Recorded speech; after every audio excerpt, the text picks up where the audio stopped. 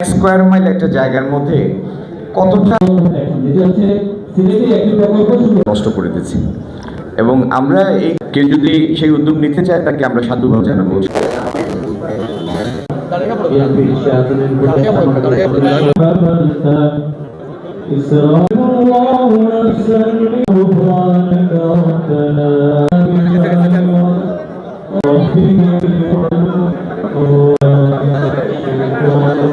আমাদের এই উপলক্ষে আয়োজিত জামাত সেলিম এবং কেন্দ্রীয় কমিটির সদস্য যানজট নিরসনে পরিকল্পিত পার্কিং ব্যবস্থা এবং আধুনিক ট্রাফিক সিগন্যাল ও মাল্টিলেভেল পার্কিং সুবিধা নিশ্চিত করার মাধ্যমে একটি যানজটমুক্ত গতিশীল নগরী প্রতিষ্ঠা করা হবে।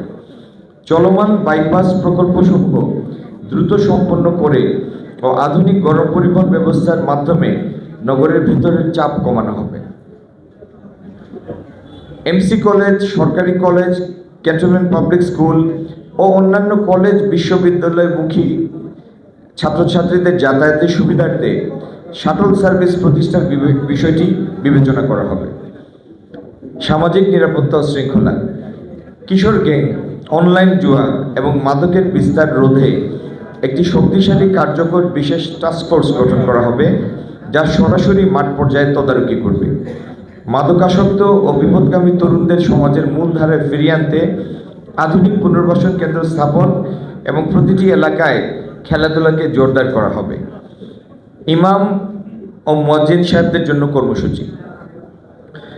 সম্মানিত ইমাম ও মুয়াজ্জিন সাহেবদের নিয়োগ অবসানের প্রক্রিয়া নীতিমালার আওতায় আনয়নের জন্য জাতীয় পর্যায়ে উদ্যোগ নেওয়া হবে।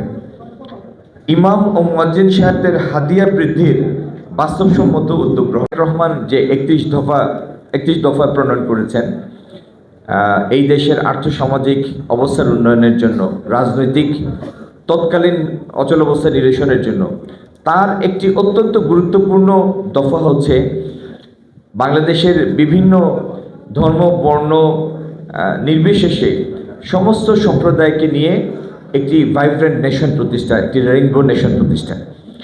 তারই অংশ হিসাবে আমাদের সিলেট, আমরা গর্বের সাথে দাবি করি যে পৃথিবীর মধ্যে এরকম একটি জনপদ বিরল যেখানে সম্প্রীতির উচ্চতম দৃষ্টান্ত বিরাজমান। আমরা সেই ধর্মীয় সামাজিক সম্প্রীতি এগিয়ে নেওয়ার জন্য ধর্মবর্ণ নির্বিশেষে আমাদের সেই চেষ্টা সবসময় চালু থাকবে, চলমান। সাময়িক জমে থাকা পানি নিষ্কাশনের সুবিধার অভাবে সিলেট একটি ফসল থেকে বঞ্চিত হয়। আগামী দিনে পানি নিষ্কাশনের ব্যবস্থা ও শুকনো মৌসুমে সেচের পানির ব্যবস্থা করে সিলেটের কৃষি জমিতে আরেকটি বাড়তি ফসল উৎপাদনের সুযোগ তৈরি করা হবে, যার